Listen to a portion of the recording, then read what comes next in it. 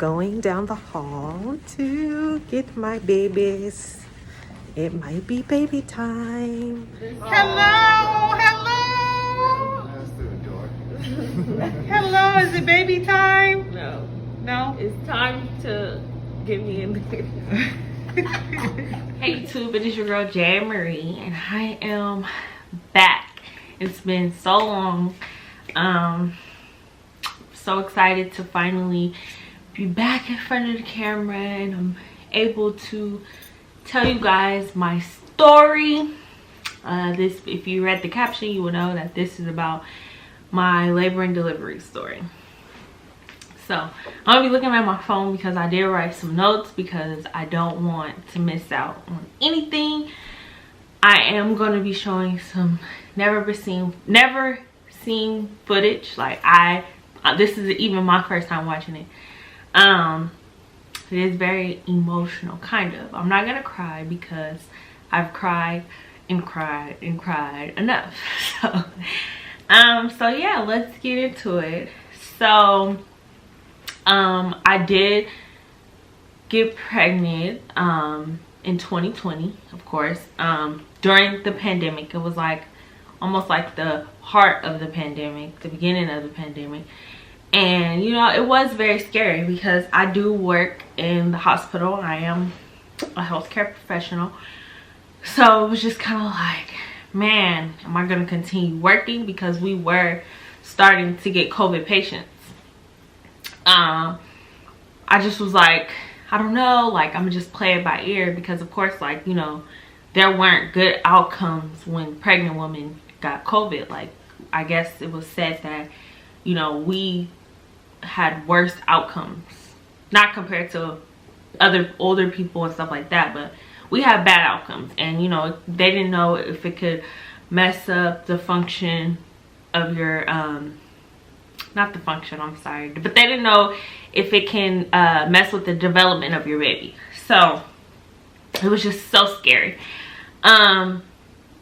So let's see, where do I want to start? So my baby was due January 21st, 2021. 1/21/21. That is like the coolest birthday ever. He will forever have the coolest birthday ever. He was supposed to be due February 22nd. So he was a whole month early. On January 20th, my water broke. I was at home and around 12 midnight, yeah, about midnight, I got up to use the bathroom, and that's normal for me. Like, I normally would get up about 2 to 3 times in the night. So I got up at 12 to use the bathroom. Then I got up again at about 2 to use the bathroom. And then at 3, I felt like a cramp. And then this is like while I'm asleep. And the cramp like woke me out of my sleep. So I'm like, that's weird. So then it felt like I had to pee again. So I tried to go back to sleep because I had work that morning. So I tried to go back to sleep. And I was like, you know what? I don't want to pee on myself in my sleep. Let me just get up and go to the bathroom. And so I got up and walked to the bathroom. But as I was walking, I still felt like a little cramp. So I'm like, this is so weird. And I used the bathroom. And then I'm like, this doesn't feel like pee. Well, it felt like pee, but it just kept going. And I'm like, this is weird. And it would not stop. Like, it was just like trinkles. So I went to wipe, and then the tissue had like a little pink teen, like not blood but pink. And I looked in the toilet and I seen my mucus plug. So I'm like, okay, this is definitely not normal. So I called my mom, who is a labor and delivery nurse, and I tell her everything that I was experiencing. And she's like, oh no, it's definitely time, like, come in. So again, I'm a month early, so it's like scary. Like, me telling Monty like, hey, I think this time is like freaking me out because it's like, it's not supposed to be time. So he's like, are you serious? I'm like, yeah, we gotta go. So let me remind you, this is a month before my actual delivery day. So at this time, I am preparing everything, like hospital bags, what we're gonna wear, his first pictures, like everything. So the only thing that I have packed is his diaper bag. Keep in mind, that's the only thing that I have packed. But I have everything packed for him to be a newborn, not a premature baby. So everything in his diaper bag, I knew he wasn't going to be able to fit. So I'm like looking through his clothes, trying to find like the smallest thing, because I'm like, he's gonna be small. I'm still small. I never had the whole big belly wobbling, nothing. So I'm like, he's gonna be small. And then I'm trying to throw stuff in Monty's bag. I'm trying to throw stuff in my bag. It was like a disaster. Like, I'm trying to get dressed. I'm trying to, I didn't have any pain yet. So I'm still like running around, not running around the house, but I'm just like, I just found myself like walking in circles around the house, because I'm like, I don't even know what to do. It's crazy because everything literally went out the door. Like, all that, I had everything planned. Like, I had a whole sheet of what's going in my bag, what's going in Monty's bag, what's going in my son's bag. Like, I had everything planned out. So we finally leave the house. It took us like an hour.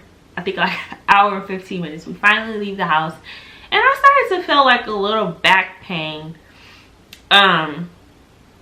So we got in the car, and we got the hospital was like 25-30 minutes away. So we finally get to the hospital, and Monty gets me a wheelchair. Well, we're walking, and he's like, "You want a wheelchair?" And I'm like, "Yeah." And so it's so funny because he's struggling, so I'm trying to show him how to work the wheelchair. So then we get there, and I'm still feeling like a little trinkle. And so we get to the hospital, and you know the way COVID is set up, everything is, you can't use regular entrances. So we're on the whole other side of the hospital, so we gotta, he has to wheel me like all through the hospital. Then we finally get to where we need to go, and I get to the security desk, and I'm like, yeah, I called, they told me to come in. So they let us through. My mom is there because, again, she's at work, so she's just like waiting. I'm telling you, like, everybody's waiting. It's like everybody knew their role already. Like, we were so spoiled. So yeah, and then I get checked in and everything, and then they told me to pee in a cup. And I kid you not, soon as I stood up, I just felt like it was like a gush, like literally, like imagine a balloon and it just popped. Like, it was just like a gush, and I'm like standing up, I'm like, I'm leaking everywhere, and they're like, yeah, your water broke. So I'm in the bathroom trying to pee in a cup of what I have left, and then I go to the, I don't go into like the delivery room, but I get checked in. So cool. Like, my mom checked me in, she put in my IV. The doctor came and checked me, and she said that she couldn't even feel, like, I wasn't even dilated yet. But because he was premature and I was a month early, I had to stay. Like, there was not no go back home and labor at home because he's premature. So that took about 30 minutes, and then I went to the delivery room. And I kid you not, that delivery room was like, had to be like haunted or something, because as soon as I got in there, that's when the contractions started. So that was about 7:30. My contractions started. My contractions were all in my back. That is like the worst labor you can ever have. If you're a mom and you've had back labor, then you know what I'm talking about. If you're a new mom preparing to have your baby, pray you don't get back labor, because that is like, I feel like that is worse than like belly labor, like having the contractions in your stomach. I'm telling you, like, it's unbearable pain. It felt, I can't even describe the pain. Well, it feels like your back is just spasming and spasming and spasming, and it just never stops until you, of course, get epidural, pain management, whatever. So the back labor started, and I didn't decide to get the epidural immediately. They gave me 2 doses of fentanyl, which was amazing. Like, it took away the pain, but it wasn't lasting. Like, I think it would last for like 10 to 15 minutes, and you can only get 6 doses throughout your whole labor. So it was time for the epidural after the 2nd dose. I'm like, I can't take it anymore. But the whole time my back was just like, I would have a contraction, like Monty would literally have to like rub my back, and I'm talking like deep tissue rub my back, like, and I just know it had to go in there. And I felt so bad because he had just got off work and he was trying to go to sleep, and I'm just like, no, you have to come take this pain away. So yeah, after the 2nd time I finally got the epidural, and I thought that the pain would go away completely. Like, I'm like, cool, epidural. Like, if you know me, you know that ever since the day I got pregnant, I was saying I'm getting an epidural. Like, I was never against it. I'm not the one that's like, oh, let me go natural, bring in my aromatherapy. No, that's not me. You know, pain management to the teeth. Like, I got the epidural. So when I finally got it, I'm thinking like, cool, the pain is gonna go away. No, it's like the pain went from my back to my butt. I felt like pressure. It felt like his head was like in my butt. Like, it felt like I felt so much pressure in my butt. Like, I was so irritated. Like, it just irritated me. Like, it wasn't like hurting, it was just irritating because it's just like pressure. So that's what I dealt with throughout my whole labor. I labored for 14 hours, pushed for 2 hours. The whole time I was laboring, his heart rate was dropping. Now I'll explain that later, but his heart rate was dropping. I mean, at one point I looked on the monitor and his heart rate was like 82. So I'm just like, what's going on? Like, what? Like, what is happening? And the only comfortable position was for me to sit up, like upright. So I had the bed all the way up, and then I was like comfortable. I was able to, I think I took like a 30-minute nap. Like, I was able to go to sleep. And then after that, like, I remember my mom leaving because she had just got off work, and like I said, none of us were prepared for this, so she had to come home and get ready. So I remember her leaving, and I remember, I think Monty got some food. Like, it's just like very like faint stuff. I remember my nurse coming in telling me to press a button if I felt any pain. I remember crying. It's so funny because my nurse was so sweet. I remember crying, and I'm telling her, and she was telling me she was going on lunch. And I remember turning around looking at her like, please don't leave me. And she was so sweet. She like actually stayed. She's like, okay, I won't go anywhere.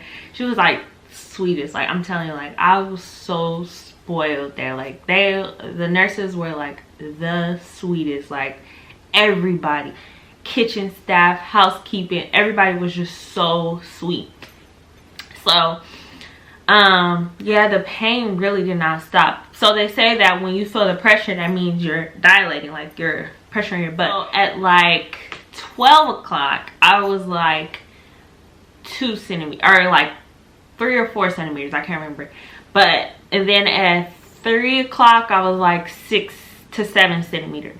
And then at 3, so 2 o'clock, I was like 6 to 7 centimeters. Keep this in mind. So I'm telling Monty, or I don't know if I think the nurse told him, call her mom, like, because she's dilated, like, she's progressing quickly, call her mom. So he's calling my mom. Of course, mom's not answering. So he's calling her, and I think I'm just still laying there. But in the midst of all this, while I'm 7 centimeters, his heart rate is dropping. So they're trying to turn me, reposition me. But again, sitting upright is like the only comfortable position for me. So I'm like, no, I can't. Like, it just hurts so bad. But they're like, you have to. His heart rate is dropping. Mind you, they don't know why his heart rate is dropping. They're just thinking like, you know, it's part of what's happening. So at about 3 o'clock, it was like 3:15, 3:30. I remember looking at the clock, and I was 9 centimeters. 9 centimeters at 3 o'clock. That's like, even when the doctor came to check me, she couldn't believe. She was like, already? Like, it happened so fast. Like, my mom, she had left, took her time, because she was like, oh, she's gonna progress slowly. It's her first baby, like, you know, from experience. No, baby, no. Like, it was crazy. So at 3:30, I began to start pushing.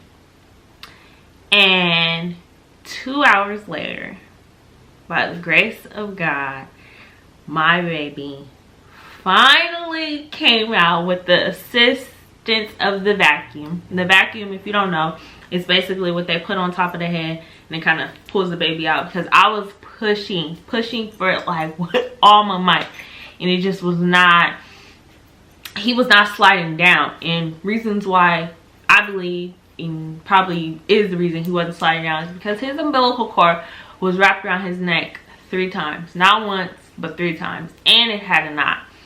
So when he came into the world, seeing all these great people, he was not breathing.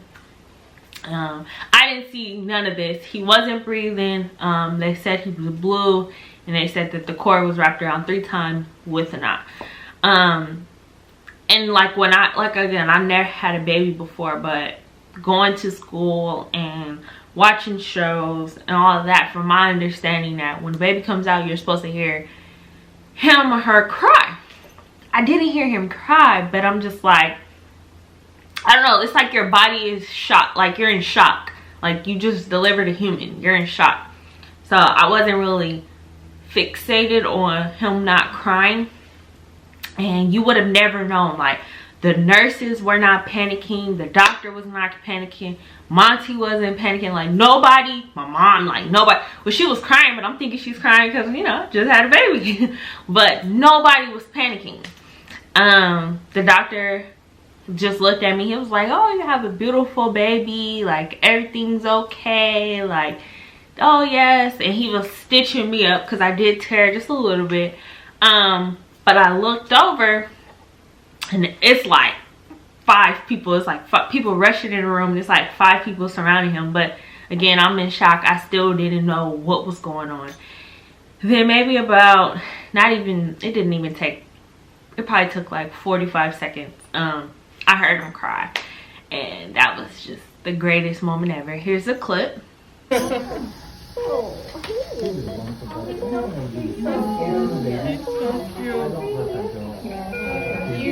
Baby, OP. Was he OP? Okay, because you can see his face. Hi. Thank you guys so much. Oh my God.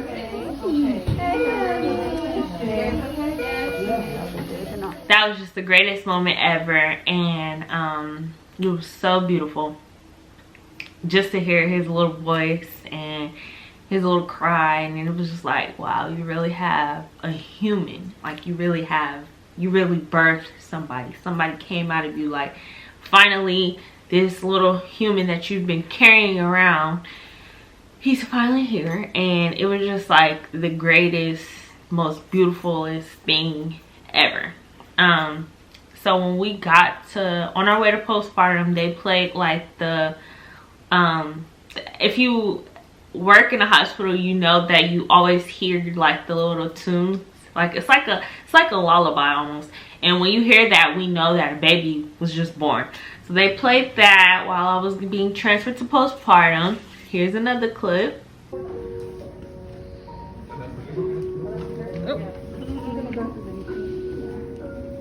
Right to Nikki, right? Yeah. Because he was premature and he also was born, he was super jaundiced, he had to go to the NICU. So he was already there while I was being enrolled to postpartum, and he had to stay there for 24 hours. So throughout the night, me and Monty would just like, we'll sleep for like 2 hours, and then we'll get up and I'll go feed him. We'll spend some time with him. it was just, I don't know, it was just like, we were just like on cloud nine. Like, I couldn't believe like I had a baby. You know, Monty probably couldn't believe that he was a dad. I couldn't believe that I was a mom. It just was so great. But, you know, we didn't get the full feel on the first night because he did have to stay in the NICU. But, oh my, he is like the center of attention, like, in our household. And his whole family's household. Like, everybody wants to see him. Everybody wants to meet him. But, you know, having a baby during the pandemic was really hard because, you know, you don't know who has COVID. Sometimes people have COVID and they don't even know.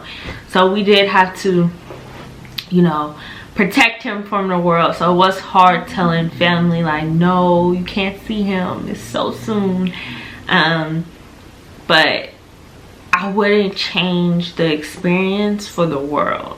I would change, like, I wouldn't want his umbilical cord to be wrapped around, but everything happens for a reason. And like I said, he is like the strongest baby ever. Like, he's doing things that premature babies don't do. Like, he just had his 2-month checkup and the doctor's asking, like, oh, is he doing this? And I'm like, yeah. He's like, really?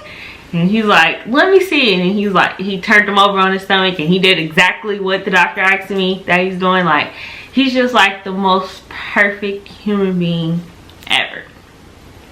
We named him HENDRIX Christopher Ace Lewis. HENDRIX came from, oh my God, we went through like 20 names. And Monty, I had a conversation with Monty and my mom one day, just telling them all the names that I just had like over time, and they were like, no, no, no, no, no. And then I brought HENDRIX to the table. Like, I told Monty, like, I like the name HENDRIX. And he was like, I like it too. And we went from HENDRIX to KENDRIX, and then back to HENDRIX. KENDRIX was like, no, so we kept HENDRIX. Christopher is Monty's middle name. Ace came literally like 10 hours before he was born. Monty like loved it, and we was like, okay. So HENDRIX Christopher Ace Lewis. And I'm so happy to be back in front of the camera. I hope you guys enjoyed my video, and I hope you guys enjoyed the clips that I included. And here's our baby. Tune into the next video. And I don't know, maybe I'll bring him on the camera. I don't know. Tell me what you guys want. I got a couple of ideas. Yeah, so thank you for watching, and I will see you guys next time. Peace.